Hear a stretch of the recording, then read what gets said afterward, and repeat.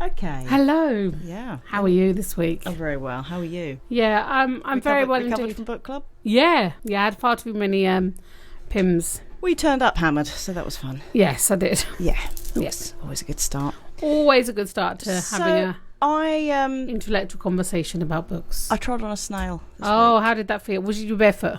Socks. Oh. I know, it was not pleasant. I mean, it's really unpleasant anyway, for a number of reasons. But obviously, if you're a vegetarian, you care about the animals. There's also the fact that you've just killed something. I don't care about slugs and that it's stuck between you. snails. Well, you've got a bit of a problem with the whole snail community, haven't you? I do. And they eat your they eat kale? my vegetables. They make chaos. No, that was the butterfly community. They came in. They laid so many caterpillars that I literally could not see the kale for the caterpillar. Right. And it was really rather traumatic. I have never... Now, I love a butterfly. Yeah. But Well, who doesn't? Come on. Not the white cabbage butterfly. Really? I don't even know. I think that's what they're called. They're white. They're just white. They're a plain white butterfly. Okay. They lay so many caterpillars. Too many. Well, let me just say it decipated it. No. Decimated. It decimated. Okay. There was 1 minute it was kale, the next it was gone. It was like I was feeding the homeless caterpillars of the world. You were. But I was thinking about the treading on a snail thing. I was thinking of a good would you rather, right? If you had to tread on one of the following. Okay, I'm with you. Wearing bare feet, would you choose to tread on a snail, an upturned plug, or dog poo? Snail. Really? Without a doubt. No, with bare feet. Without a doubt. With the crunch and then the squelch between your toes. I cannot bear dog poo. And the dog poo you can just go and wash off. Did you just gag a little bit? Yeah, no.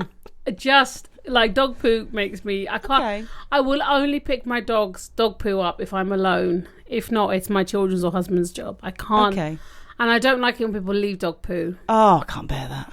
Don't like it. I'll get angry with them. I'll make a citizen's arrest.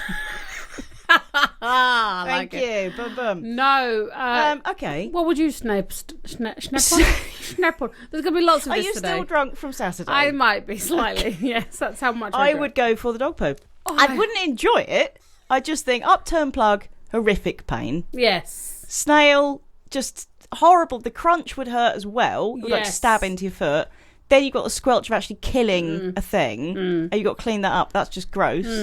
Dog poo, obviously it's disgusting, but you can wash it off. I feel that it's worse, though, stepping on a slug than a snail. Do you? At least you haven't got the crunch then. I think that... What is a slug if not just a naked snail?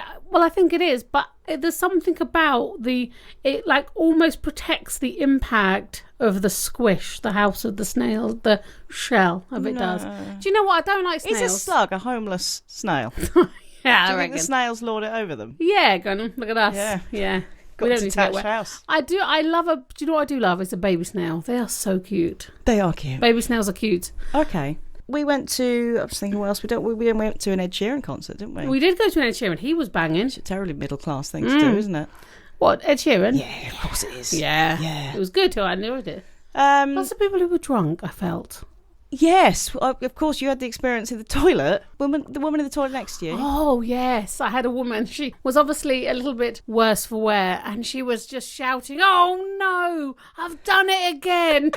Which just was like the poor woman. Well, why would you spend that much? I know. It's ridiculously expensive. That's what I was thinking. And then get drunk. And then forget the whole thing. You'd be Right. like, yeah, that was worth that money. Yeah. I thought it was grand. I really enjoyed it. Now, Darren wasn't with you at the Ed Sheeran gig, and of course, Ed plays some Romantic ones. romantic tunes. So I came up, gave you a hug, Yeah. and you could not have been more disgusted. No, I enjoyed the Frankly. hug. I enjoyed the hug. you just like, what are you doing? Get off me. I think I felt I was having a moment with Ed in that time. I came in as a third wheel. You know, he's definitely an Ed Sheeran and not an Ed, is he? He's not someone to go, say Ed. Ed. You think of his face. I think his friends probably call him Ed. I think they might call him Ed Sheeran. You call me Rebecca Elliott quite a lot. Yeah, because that's your name. I think... Yeah, it's kind of weird. So, I've had a good week. My in-laws are in town today. Right. Picked them up all the way from the US of A. All the way. Surprised my little girl because she's turning 10 this weekend. So they've come double figures. I know, exciting. They've come to surprise her. So everyone has kept this surprise going on for ages. Took her to the airport on the ruse that we were picking up a friend of my husband's, and And couldn't have been more of like, it was the most perfect face. And then she jumped up and down, had a little cry, then jumped up and down in excitement. That's cute. Oh, it was gorgeous. It was a gorgeous moment, people. Are you good at keeping secrets? Yeah. Are you? Yeah. Oh, I just want to tell people. Well, no, I am actually. If someone tells me something they definitely don't want me to tell somebody, then absolutely. No, I would keep it. I'm just saying I'm not. It would vex me. I'd want to. It would be bursting out of me. Let me tell you. Ooh. You're listening to, and possibly even enjoying, Don't Laugh But with Rebecca Elliott and Kirsty Hudson. Two morons giggling their way through life. Okay, so today... Welcome to Don't Laugh But. Right, thank you. Today we're doing identity in, I think, probably a totally in vain hope to try and muster up some intelligence after the last 2 weeks' absolute stupidity fests where we just look like complete morons, frankly, half-wits, you know. Yes, I think we did. I think we accomplished that. I think we reached a new low, frankly, last week. I think, no, I'm a little bit bored of people trying to be intelligent. Well, I think there was an honesty to it. And I don't think you'd often get two guys who would, you know, publicly say, this is stuff we don't understand. No, I don't know, maybe. I just think even like when you understand things, that's only your understanding of them anyway. Yeah, but our understanding was very limited. Yes, we had no understanding. So today we're doing identity. Identity. Which I think, because I was thinking about going for personality, but I think identity is a bit broader. Yes. And it kind of covers, obviously, your personality, wherever that comes from, nature, nurture, that whole thing. But also like the roles you play, be it mother, sister, the job you have, all that, the roles What in does society. identity mean to you? Well, I think that's what you're saying. I know. I think I was summing up. I think I was. Were you talking to the listener? Yes, I was talking to the listener. I'll shut up and let you have a conversation with them. I was saying to you, what does it mean? Because I thought about this in the last 3 minutes. You put a lot of research I've really in. thought about this. Well done. For literally 90 seconds. Yeah. And I was thinking about, is that 3 minutes, 90 seconds? Nope. No. It's 120. I don't know. A few seconds. Anyway. Don't. It's all right. It's going to go well from here onwards. Seconds. And I don't know if I know what my identity is. Like, you know when people say, be yourself? Yeah. I'm not really clear on who that is. Okay. Do you know yourself? No, I mean, it's always it's a moving entity as well, isn't it? It changes as you grow up, but it changes depending on who you're with. I'm a very different person if I'm just with my mum than if I'm on a work thing and meeting people, than if I'm just with you. You know, when you have a big party and all those people are there, you've got to kind of balance that. All of that, absolutely. And I think none of those people are more me. You know, it's just all you, isn't it? It is. But if you had to describe yourself, would you be able to find the adjectives to do so? No. I'm sure you could find some adjectives to describe you. Lovely, kind and beautiful. Obviously, are three that you would not use. Yes. Yeah. It's hard though, isn't it? It is difficult. And how much of your identity is due to your job? And I think if that's too much that way, then you get, you know, like people who retire and find they have suddenly got a lack of identity because too much of their identity was found through their role in their job. And then that's gone, and then they kind of got to rediscover who they are outside of that role. Absolutely. And then before that even begins, does a certain personality type lend itself better to certain jobs? I mean, it must do, right? Definitely. Like you think of like I would never be brave enough to be a policeman, for example, to go into to break a fight up, or to be a someone who breaks into things. Not burglar. I wouldn't do that either. But you know, policemen don't break into things. No, I'm talking about being a fireman. You know, when they go in and they save people from fires. That's what they do. I've heard that. Yes, it's not a rumour. It's true. It's an intelligent start right there. Yeah, I just would not be that brave enough to do so, and I think there must be that. I think often there's a problem when your personality and the role that you have in your job are mismatched. Right. And that's when you kind of often get identity problems with.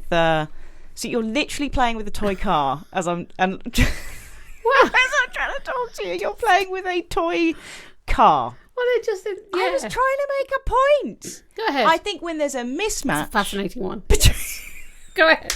Mismatched personality job. Yeah. If you're, a non-empathetic person and you're a doctor, then clearly that's going to be an issue. But equally, and what's often the case is if you're a really creative person but you're stuck in a non-creative job, then that can lead to depression and mental health problems. If the roles that you're stuck in, if you suddenly have to become a carer, which of course I did, and that's not your natural forte, you've got to rediscover and find deep down in you the oomph to fulfill that role. Absolutely. And that can cause massive issues. Because not everyone takes the things naturally. How do you find that? How do you work that? Because sometimes you have to be doing those things. Like if you had to become a carer, then how do you manage that? Is that acceptance of that situation? I mean, it has to be total acceptance, I imagine. Yeah, I think so. I think in our house we always made sure that we weren't ever feeling like a family of carers for Clemmy. Right. We were her family. Yeah. First, but obviously you do have to do the caring, you do have to do the cleaning and all of that stuff. And how do you subcompartmentalize that in your brain? I found it tough, I think. Did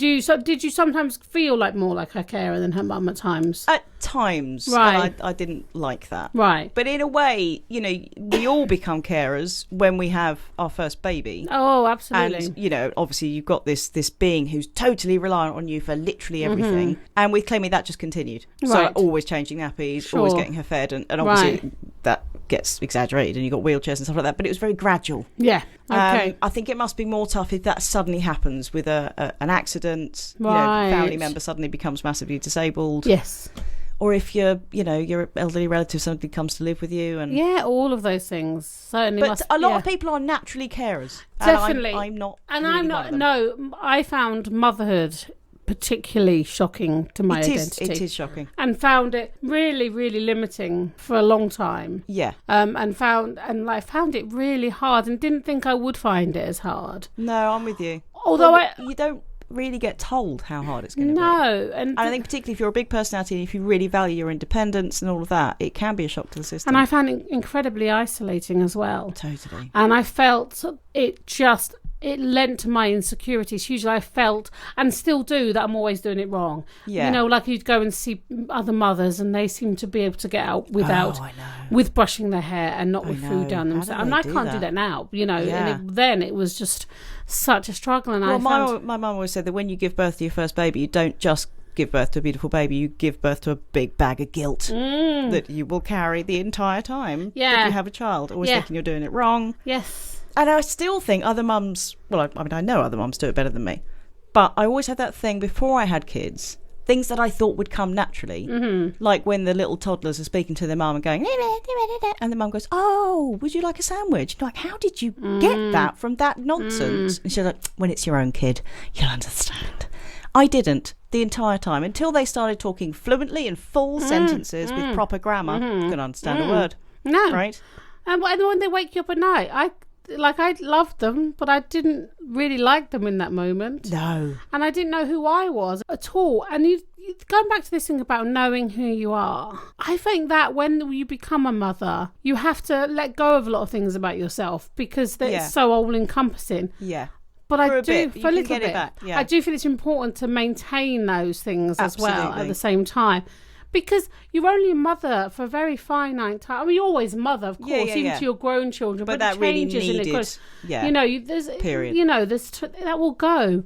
And then if you are all encompassing, then what's left absolutely? And so many women just over the centuries have just given themselves over to motherhood, and that's their identity at that point. They are mum. That's what they do. Yes. Whereas actually, if you keep the whole of the rest of your personality, because your mum didn't have you just to have other kids. No. You keep that all going, and it's good for your particularly sons to see mums doing other stuff. They're not just your mum. Yeah, they're a person. Yeah, but I want to just go back to this point about who are we like as people. I would struggle again to describe myself in different ways. I think I should know myself by now, but I don't really, and I surprise myself sometimes with my reaction. I think because of my dad dying quite when I was sort of 12. I was going to ask about that. I think I was quite stunted in my emotional growth, in my emotional maturity.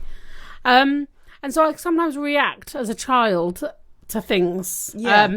And have to remind myself, actually, I've got this. I'm a 45-year-old, very capable, competent woman. But that child voice is still very much in me. Yeah. Like, for example, the other day I was watching this man had died at 37 years old, same age as my dad had died. Right. And then I read he died, it was a drug-related death. Okay. And he had 3 children. And I felt how selfish. And it wasn't me who was saying that. It was a child within me that was saying that. Because it felt like my dad had died, nothing, he didn't do anything, he died. And it was like that little girl in me going, that's not fair. Why would you do that to your family? Yeah. You know, and I just found, because of course I absolutely don't think that as my real true adult self now. You know, I'm very compassionate. I understand the drugs are an issue and a health issue rather than anything else. But yes, I still not sure that I absolutely, like I said, when someone says be yourself, I'm not sure who that whole of myself is. Also, that is the worst piece of advice you can give to someone. When, you know, when they go to an interview and you go, be yourself. Like, no, don't be yourself. Be someone way better, like much more polite and someone suited to the job. Don't go in there and just slob about like you would at home. Yeah, and it's all that thing with identity as well, with imposter syndrome. Like, I don't belong in this area, and I think this is it. Or this is someone much better than me.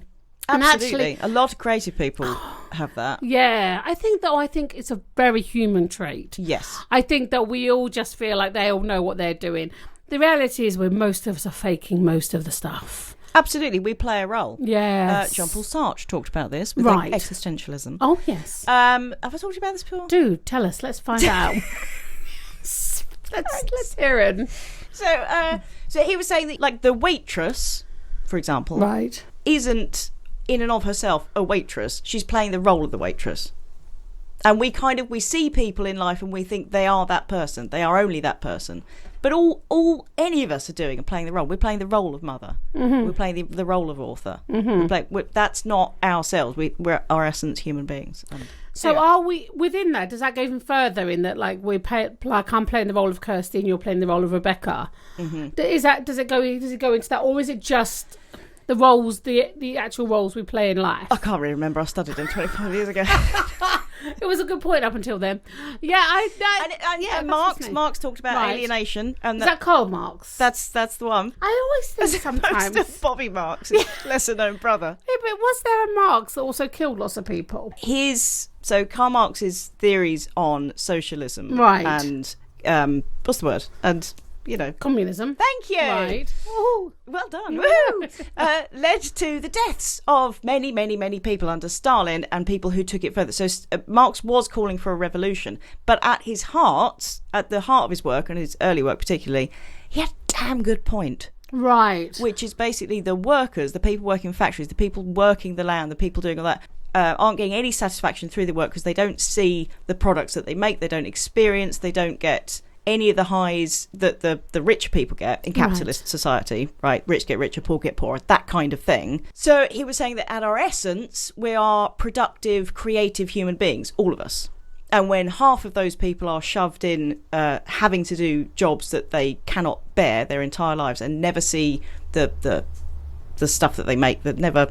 I'm not describing it very well. Anyway, they end up sort of depressed and alienated from their true selves, which is, part of the problem with capitalist society. But then he goes on to say, so we should, have a revolution and go and kill all the bourgeoisie. And is that where Stalin got his thing? Yeah, pretty much. But at its core, there is an alienation between your identity and the role you have to play. But equally, going back to your thing about, like, your dad dying and, like, obviously Clemmy and becoming mothers and stuff, the stuff that does change your identity in a shocking way can also obviously be incredibly positive. Oh, absolutely. Even the horrible stuff can be a gift in that it does change your identity for better, and you dig deeper and you find stuff you didn't know you had. Absolutely. And you would never have known you had you not gone through that, or... Yeah, absolutely. And that's survival kind of thing. Yeah, you are one of the most emotionally aware people I know, and I think a lot of that probably comes from,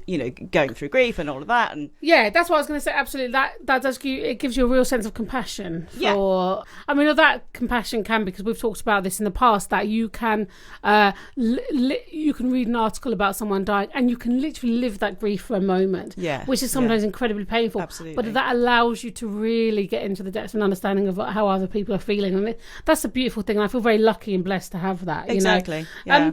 I think with the whole thing as well, when I was a teenager and probably going into university, like I had a whole probably rather fictitious kind of identity, like a kind of... Yeah, I think a lot of people do. Yeah, because I was finding I didn't know who I was. I was all like thinking I was down with the drug kind of taking kids. I've never really taken drugs, you know what I mean? But I was in that kind of role and like, you know, and I'm so kind of cool and like I think a lot of teenagers play the role of the rebel and don't necessarily feel it. No, because it's inside. Yeah. But they do say that a lot of teenagers' sort of emotional issues and issues with depression and all that kind of thing, which is very real, is some of it's hormonal, but obviously it's not all hormonal. No, in that they are they're going through an identity crisis, right? And so they really strongly and keenly feel that difference, that I am so different with mum and dad, and probably arguing with them and all of that, than I am with my mates, where they all think I'm, you know, life and soul of the party, whatever. That those two things and you are look like your mates. Totally different. Yeah, because you look like your mates. You do the same things as your mates, and all of those things. But you up to that point, till very recently, you've been the little kid at home.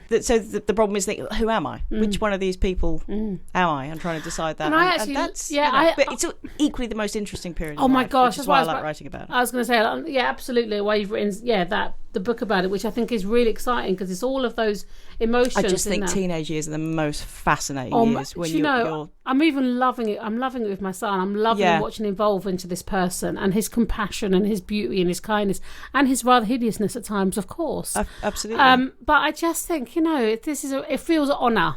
It was an honour to be raising him. Do you know what I mean? But I truly do believe, like, even though I feel like I play a role in his life, he comes through me very much. He's not of me. Yeah. And he will be accountable and make choices of his own life. And that feels really exciting to watch. And I like that because it's a bit like it's becoming now a choice to love me and a choice to spend time with me. And that feels so lovely that he still wants that. Exactly. Because he's choosing that, you know? Not because you got to. There was a woman on the radio this morning who was talking about how she works with teenagers and she has her own teenagers at home, and she just said that she has found it the most rewarding bit of motherhood. Absolutely. And you just don't hear that often enough. So wonderful. You just hear the cliche that, wait till they become teenagers. Nightmare with a teenager. That, like, we just hear that over and obviously there is all that stuff, and I know I'm not there yet and all of that, but you know, I love teenagers. Yeah, and it is scary, and it also is because they're going out and they're doing their thing, and it's like, are they okay? But I just feel I was just like, you know, every Friday face down in a field. You know, you didn't even have a phone. You took your life into your own hands from the age of 14. At least they got phones now. Yeah, this is the thing, and I think it's exciting. But I do feel we place too much on ourselves as mothers. I know certainly I feel like if he does something wrong or something bad happened to him, whatever, the stuff that I would place on myself would be really hard to manage. And I think we need to let those things go. That there comes a point where you have to go, you know, I've done my best. Yeah. Let's just hope it's good enough. Do you know what I mean? We'll see how it goes. Absolutely. We'll see how it goes. But and there is a pressure on teenagers now, so I didn't want to just talk about teenagers, but hey, to define their own identity and to put it in a box, and then you feel they feel they have to kind of take that box with them into adulthood. So whether that's obviously the sexual identity thing or identify, you know, people who've got mental health issues, I think the titles are bandied about and putting themselves in boxes too much, in that I think they feel they can never get out of that. Like, I am a depressed person. I'm a person with... I am a person who da-da-da-da-da-da. Yes. And actually, you can change every 6 months. You absolutely can. And doesn't make those things not very, very, very real. No. And important and all of those things. You can bounce back. You can go this way. You can go that way. You can try that for a bit. You can do... You know? And I think identity around mental health is rather interesting because when you break your leg, you don't say, I am a broken leg. But you do say, I am depressed. Yeah, it becomes your person, your identity. That, you know, and I wonder if we, I don't know, I have had depression in my life, but I do wonder if we can just go, I am a person who's experiencing depression at this moment. If that allows just a tiny bit of space. Again, I don't know, I've had depression, but it wasn't like some of the awful depressions that I do hear people having. Yes. So, but I do wonder if we can, because we do seem to... The words we use, the semantics we use are a little bit problematic. Is it, I am a depressed person. Yes. I'm a person with, And what you said about the teenage thing as well. It's all like, that wait to be teenagers. Are we placing that a little bit on young people? Are we going? I think so. You're going to do this. Yeah. Really, and like I said to my son, just don't be a cliche. It's really boring. If you're going to go kick off, that's just everyone's done that. Do you know what I mean? It's boring, and of course I allow them. And it's really, I suppose, it's quite nice in some ways to go, it's because it's hormones or it's whatever, because it does allow us a little bit of it will pass kind of. Absolutely. But I think all those things around identity is something we have to be careful with, because we are not a label, and we are so complex, and so many different layers and all of those things around us. How much of your identity do you think is hung up in your job? It's interesting. And without that, would you think that your identity would suffer? Does that make sense?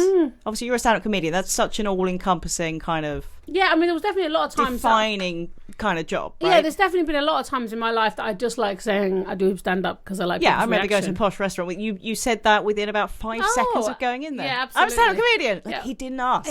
He didn't ask. I'm not sure I said it in such a desperately needy hello. You really did. Oh, totally. You went in there like a compere. I love the accent. Where'd you come from? I always find it surprising when people aren't interested in me, Like, I'm just, like, I've got, like, some of my, like, sometimes people just, because I find myself so endlessly fascinated. I'm like, obviously. Like, why are they not interested in who I am? Yeah, well, like I had at the hairdresser, which said, what do you do? I'm an author in illustration. That's nice. Like that, like, really? Yeah. Nothing? Yeah. You got nothing? Because I think that's really interesting. And let me tell you why. I'm going to tell you anyway. Yeah, that's what I should have said. I'm going to tell you all about it. I know. And you will sit there and be fascinated. Yeah. Like, I'll say, like when people go, it's the hardest job, right? Because, like we all know, really, it isn't. Like, going into the army and being shot at is much harder. It's a little bit harder. Or saving someone's life on an operation, much harder, But I do love it when people say that. Do you? Yeah, of course I do. Cool, yeah. Yeah. That's how good I am. I do the hardest job ever. You know what I mean? Like, put myself in front of the firing line every night. Yeah, and I'll always like, well, just you wait, you see me, you can be the judge of that. You know what I mean? I like to do a little bit of self-deprecation, but no, I'm like, it's that hard. Yeah. Are you good at self-deprecation? I've never heard that. I have my moments. Okay, well done. Around others. Yeah, I like how you're even bigging up how good you are at self-deprecation. The best at self-deprecation. Amazing at putting myself down. Absolutely. You're listening to the opinions of Rebecca Elliott and Kirsty Hudson. Why? I don't know. That's something you need to ask yourself. But you know what? Like, there are times where I really don't like myself. Do you know what I mean? Like, there are times where I do something and I have guilt around it. But generally, I quite like myself, and I think that we don't give ourselves permission enough to like ourselves. To go, do you know what I mean? If you don't like yourself, like, how's anyone else going to? That's right, and you're going to F up. Do you know what I mean? You're going to say stuff that's mean and cruel, and you're going to say stuff that's unkind. But see, I've had counselling recently, as you know, and she was brilliant. But she was talking about, like, the voice in my head that says if I do something wrong, even like tripping up on the street, like something embarrassing or something wrong or whatever, the voice in my head would just go, you effing idiot, like what the hell are you doing, like really really rough and I kind of thought that was normal, and she's like, you got to talk to yourself in your head like you would talk to your kids. Like, it's all right, darling, it's okay, you didn't mean to do that, you didn't mean to say that thing. And that's been a revelation. I still can't do it, I'm working on it, but that was a revelation. We talk to ourselves like that. I know. Okay. Like, if I can obsess about stuff, like if something and I'm worried about something, like, damn, just be kind to, like, just I want you to take that away. Again, I talked about Brené Brown last thing. She tells us this whole thing about guilt and shame, about how, there's that, it's like the guilt and the shame is that I've done something wrong, or I am wrong, like, you've just done so wrong, and that's okay. But I'm not good at forgiving myself, and I'm not good at allowing myself to make mistakes. I see mistakes as a failure, and I see, if I think of things as a failure, I might think of myself as a failure, and all of those kind of things, and it can easily go down into that cycle. But overall, I can honestly say, no, I'm all right. Yeah, I was thinking about saying sorry the other day, because I'm not great at saying sorry. I can say sorry now, but anyway. But when I say sorry, I don't want it acknowledged. I want it written off. Right. If I say sorry to someone, that's done. Yeah, it's over. Like, it happened the other day, and they went, that's okay, it's okay. And I was thinking, no, I want you to say, no, don't say sorry, don't be silly.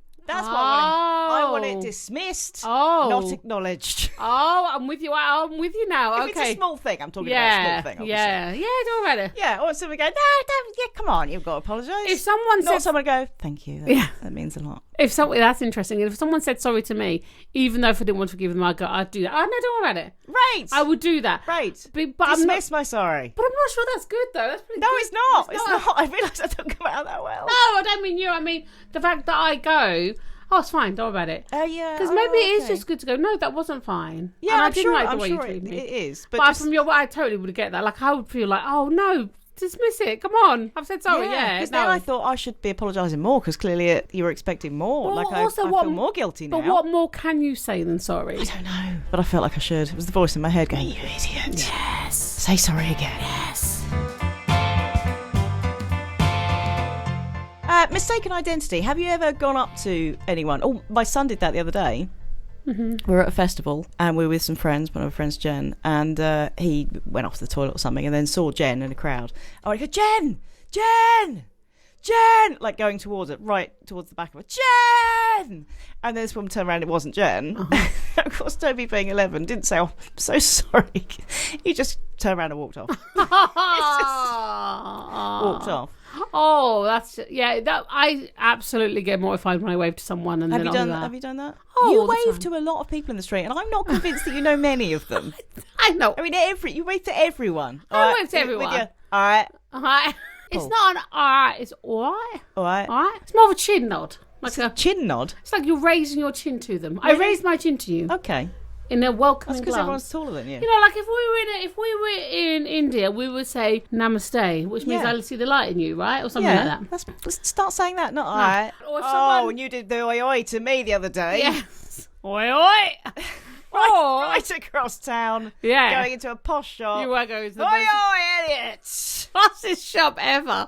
You know what I find more embarrassing? If someone beeps at someone, then you wave and you realise they're not beeping at you. Oh, I do that all the time. Someone's waving at someone behind you. You go, no, it's not me. So you wave back. What do? You bring your hand down? Yeah, do your hair. I knew it wasn't me. I knew I didn't know you. Can we Oh, hang on. Oh.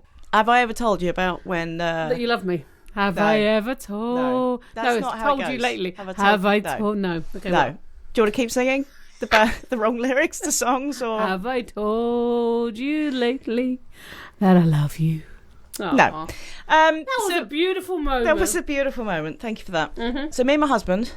Picture the scene. Okay. Are you picturing it? I'll close my eyes. So we're in. No, you're looking at your phone. Look. We were in. They're closed. I've shown my closed eyes. We were in Pizza Express. Oh, yeah. Don't like I know. that This was many years ago. Okay. This when Pizza Express seemed like a, like a fancy place treat. to go. Yeah. Are you pre-children? I think it was post Clemmy. Okay. Pre the other two. Mm-hmm. So we were in there having a meal, just the two of us, before we were going out with some friends later in Colchester. Okay. Matt was sitting opposite me at the little table, and Matt suddenly saw behind me, saw his mate Lee. Mm-hmm. Right? And Matt looked at Lee, and Lee looked at Matt, and Matt sort of went to get up, and my eyes are still closed, so they need to be. Lee went to get up at the same time. Matt went to wave at his mate Lee, and Lee went to wave at the same time. And it's at that moment that Matt realised that it wasn't his mate Lee, and the restaurant wasn't twice the size he thought it was. It was actually a mirror, and he was waving at himself.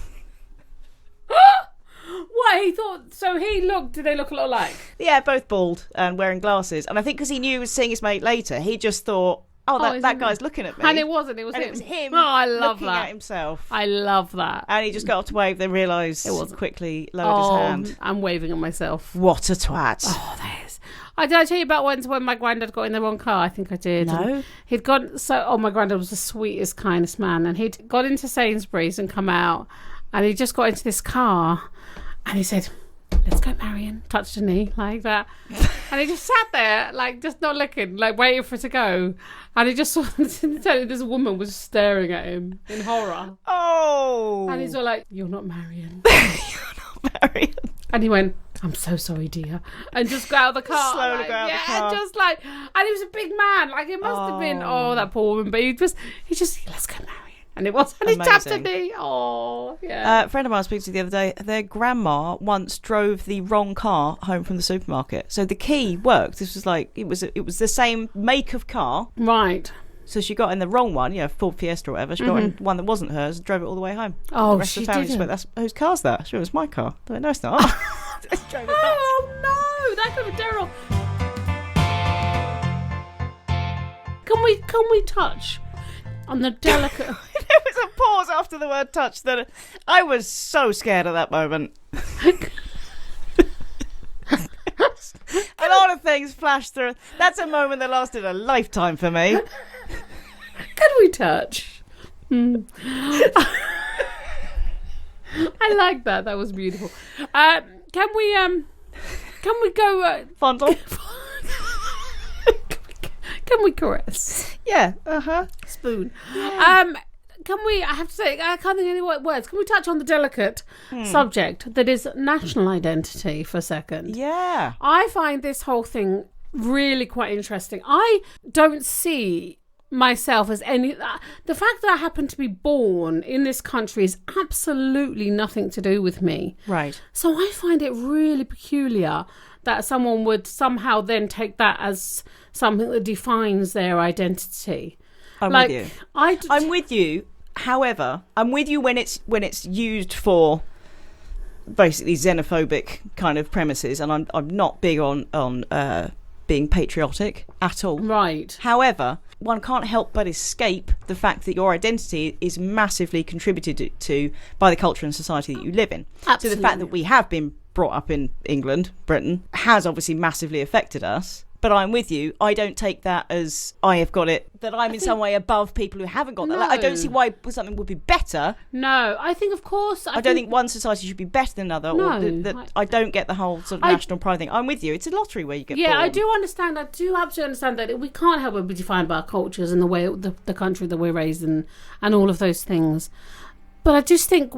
I think that sometimes I find it odd that we allow it to define us. Yes. That I find that something that I can't... it has got nothing to do with me. Do you think there's a Britishness? I think... Or an Englishness? That whole kind of thing. Absolutely. Like when we in London the other weekend and Darren was just saying, like, it's so interesting, like how English people just queue all of the time. Oh yeah. But, and we were in a restaurant in the cafe of the hotel for breakfast, and some some foreigners, they weren't English, just totally ignored the queue and went around the other way and said, "Oh, come here," and there was no... Oh, queue etiquette is important. But it was actually refreshing to see, though. It was refreshing to see. What was refreshing? Refreshing that they just went and they did apologise for it, and they just went and sat down. Like, it was like... We get so hung up on politeness and, like if... Politeness is important. Well, it is to a certain point, but I just Fairness, think... But when you're getting on a bus, no, you go first, I'll go first. Shall I go first? Go forever. All of those sort of things. And I just think... No, but I think that's quite nice. I think that's something nice. I do enjoy. Because another bit of, Britishness is the louty kind of, hey, kind of drunkards. Which is really boring. Which obviously we're way worse than any other country in Europe. What I did notice is the difference between... Because I really love to stay part of the EU and all those things because I'm so liberal, lefty and all those Same stuff. Here. But I find what I did notice between the European, like the mainland Europeans and us, is how much bread they took at breakfast. They were like taking the whole French loaf to their table. And the cheese, the whole loaf. But in general, they're thinner than us. How does that totally work? thinner. But where does that bread go? I don't know, but maybe they just can metabolise it much easier. Maybe. But wait a minute, because you spent a long time there saying Britishness has nothing to do with my identity, and then you went, but there is a Britishness. There is. I mean, you're just saying that you have managed to circumnavigate the Britishness, but everyone else is British, or are you saying that the identity thing is different? I think they're different things. I think they're different things.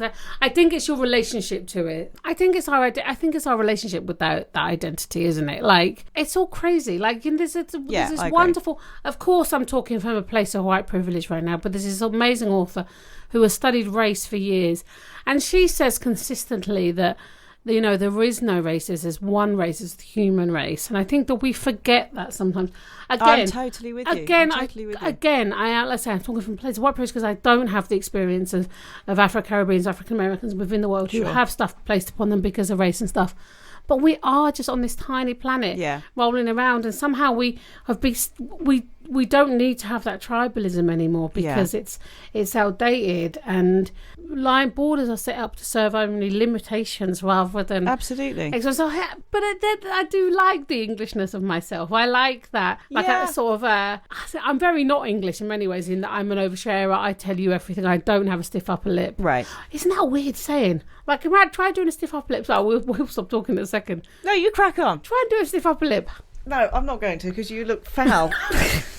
Why do we say a stiff upper lip? I don't know. I had so many things to say when you were ranting on there, and they've all escaped from my brain. Share them now, Rebecca Elliott, because the listeners need to hear it. I think it's okay to be kind of... But whenever I start talking, you pick up your phone. I was just checking. We have spoken about this. We need to listen to each other. I am listening. I'm a multitasker. We're going to have to go to couples counselling. Go on. She doesn't listen. She never listens. She looks at her phone all the time. She's doing it now. I'm listening now. Go on. I think it's okay to be kind of not proud. I think proud is a dodgy word, but kind of to enjoy your Britishness or Englishness or whatever without thinking it in some way makes us better, and that's the problem. Yeah, that was it. That was what I was going to say. I mean, it wasn't really going anywhere. God, you were just ranting about how you were waiting to say that. I had other stuff. It's floated out of my head because I have a slightly skittish identity. You have a floater. Yes, a floater. Philosophy asks the question about identity. When you say philosophy, all I can think of is Hakuna Matata. When you say that. Why? Philosophy, Hakuna Matata. It's my philosophy. Oh, yeah. Okay, fine. Yeah, well done. Speak your truth. No, let's keep talking about The Lion King. Have you seen the new Lion King? No. That has angered me. It's angered me that they made it. It's not a live action version. It's a different version of animation. There are no real animals in that. It's just a different way of animating. And they've made precisely the same film, just animating it a different way. Why? I don't know. You just really hurt your hand, didn't you? Live action. I don't know. Anyway. I've got nothing. Do you think you're... What are you doing now? If I spoke into that side of the microphone, does it sound different? Just talking to the microphone like a normal human. I'm with you. Philosophy asks the question, how do we know, or what makes us the same person, with the same identity, as we were, say, 10 years ago, 20 years ago, 30 years ago? Because if it's memory... then obviously memories fade. So they use the example of, I don't know, basically a 25-year-old doctor who can remember when he was 10 and he caught a ball. And then you've got a 65-year-old retired doctor who can remember fixing people like doctors did when he was 25, but he's forgotten the ball thing. So you could say, well, the 25-year-old is clearly the same person, if you use memory, as the boy who caught the ball, because he remembers that. But hang on a minute, is the 65-year-old not the same person as the boy because he can't remember that? Or do we trace memories back? Dun, dun, dun, dun, dun, dun, dun. But still, you have problems with memory, and obviously memory fades. But if you say you've always been in the same body, so that's how you're the same person. But all our cells regenerate like countless times. And if you do say it's the body, that is a problem for believing in any kind of life after death, because then clearly you don't have the body. So you want to say that what makes you the same person is not reliant on the physical. Are you with me in any way? Well, I was about to say, thank you, philosophy. That is a really interesting question. Thank you. And it is because... I did say thank you, philosophy. I know, yeah. I took but take it. Because I think, really, we are never the same person, are we? If you think when you're a baby, you're in this baby body, and then when you're an old woman or an old man, you are that person. So identity is incredibly transient. Absolutely. And does that mean that we have many lives within one life? It is a bit like that. It's ever more sharp when you talk about children. Yes. Because obviously their periods happen so quickly and are over so quickly. Yes. And you kind of think, obviously I have actually lost a child, but we all lose our children. And there is kind of a grief in that. When you look at pictures, look at pictures of Toby when he was 3. He was he's beautiful now, but he was this beautiful blonde, absolutely crazy little ball of energy. And you think, I miss him. I miss that. I love Toby. Yeah. Do you know what I mean? Because that was like a different guy. Totally. That was a really obvious thing to say. But it's, But we do all have, but there's such a truth. There's such a truth in that is so normal, but actually it's kind of heartbreaking. Huge, though, isn't it? Really, to think that we have all these different people in this one life. And my mum talks very much about that after me, like with me dad dying. Like that was like a real, in a sense, another lifetime ago. Right. You know, and her life, like, so say she went away and travelled with my dad, and then he died, and some people stayed here, and their lives really never really changed that much, right? You know, right. but they still look different, and all of those things. And you know, like, it's so weird, like when you're living somewhere else, like other people's lives are still happening, but you are not there. It's like, that is that really existing in that time? How do you know it's really exists? I mean, it's a very existential thing, isn't it? Like, it's really hurt my head.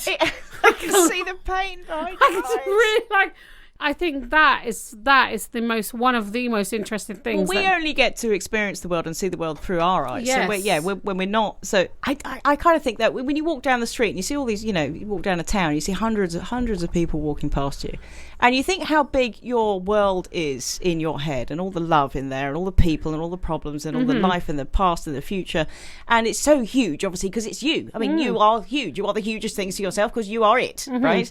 And then you think, in each of these heads, there's all that going on. And then there's all these little worlds. Yes, and then when you die, that won't be there anymore. And when they die, the world dies. That world, that distinct world, the way they saw it, and all their loves and losses and experiences, just gone. And that's why I think with my dad, like, how can that like, you know, energy can't be destroyed and uncreated and all that kind of stuff. So surely, where does that go? I mean, and to me, I love the idea that really, in a way, every day is like a death and a rebirth of ourselves. And every day you can choose to be who you want to be in that day. Absolutely. And there's so much grey in our identities. Yes. Even for people who do horrific things. I know we've kind of said this before.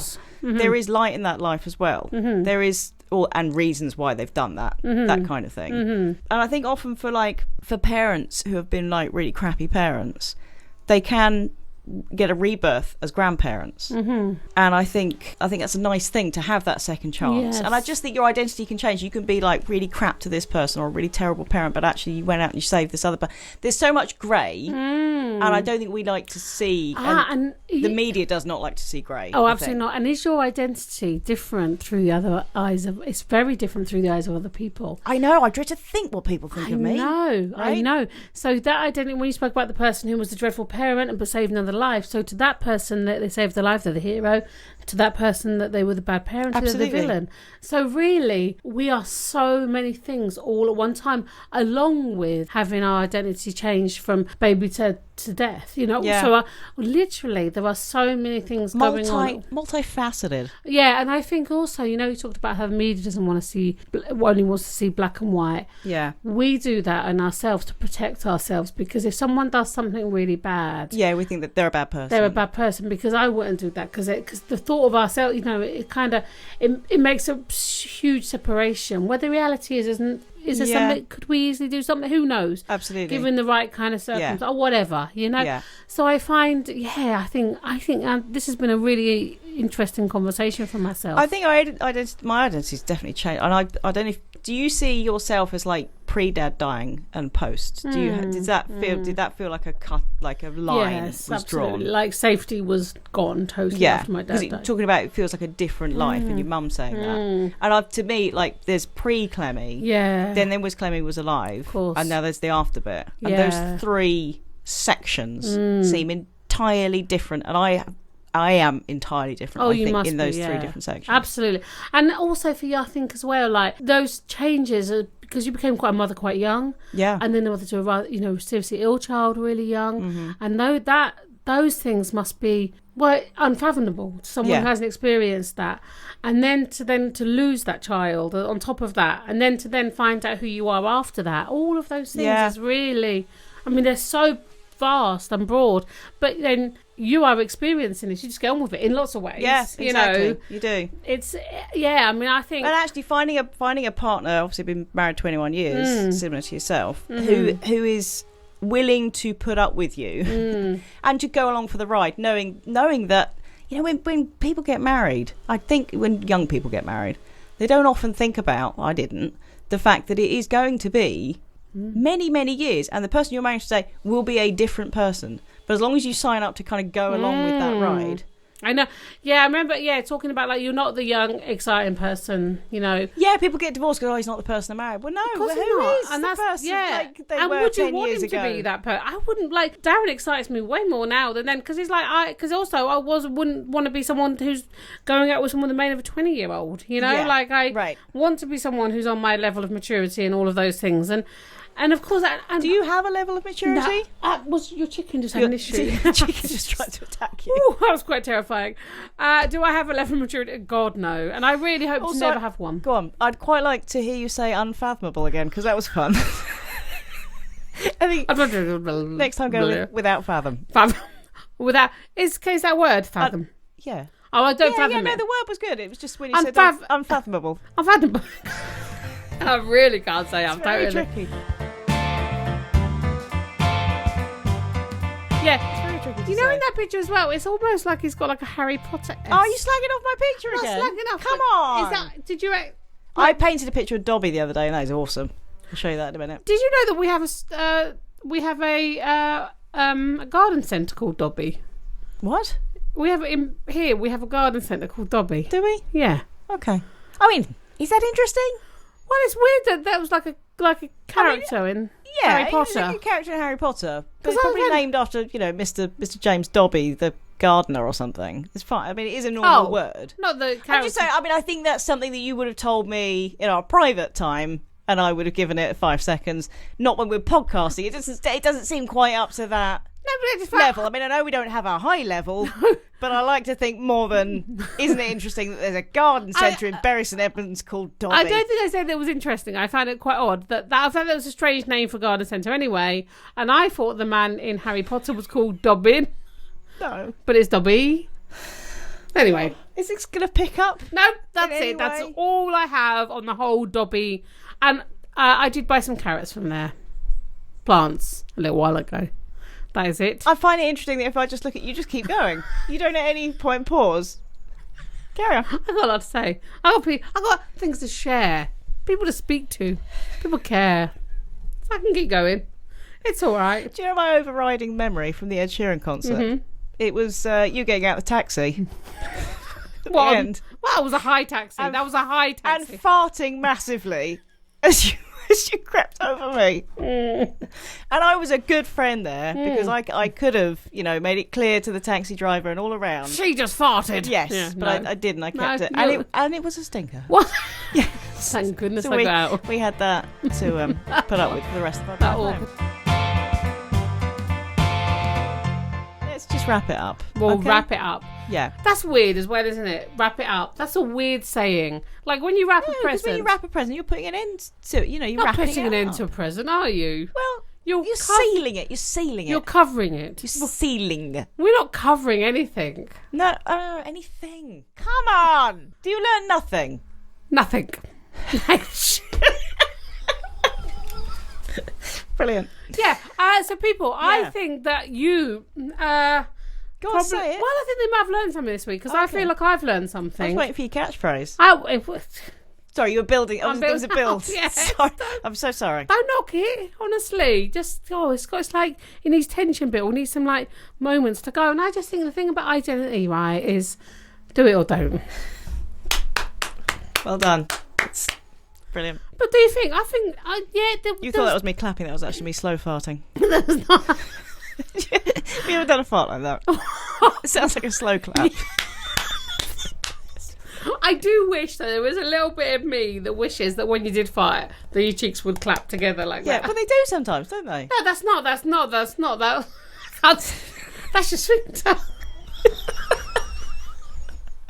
Oh, you're taking it down a level. No, it is. I like the word sphincter. Oh, Isn't it stop weird? it. No, but it's weird. That this is a weird thing, though, that the Sphinx, I knew you were going to say something about the Sphinx. I knew it. it's called the Sphinx. Yeah. And then we have a sphincter. Not related. No, but it's strange. Imagine if they made big, impressive, next to the pyramids, beautiful models of sphincters. Here's a Sphinx. Here's a sphincter. It's the Like sphincter. they're related. It's the sphincter. Yeah, that's Right, we need beautiful. to stop saying that word. Sorry, people. Right. Look, you guys have a beautiful week because I've enjoyed you this You week. don't like me talking to the listeners, do you? Usually it's you rabbiting. No, it's... Okay, why do we do that, rabbit? Rabbit, rabbit, rabbit. Why do we I do don't know, that? actually. That is weird. Like, rabbits don't talk. No. Right. We'll find out. We'll find out. Okay. We'll Google find it. out. You have a good week, people. Lots of love. I love you. Have Bye-bye. a lovely week, and we will see you next week. And I can't wait. I am wetting myself with excitement. Yeah. Okay? I'm moist. Metaphorically. Kirsty's actually wetting herself. I love you. Have a good week. Have a good week. Bye. Love you. Bye. If you've enjoyed this week's Don't Laugh But, and you'd like to hear more, then maybe start questioning your life decisions.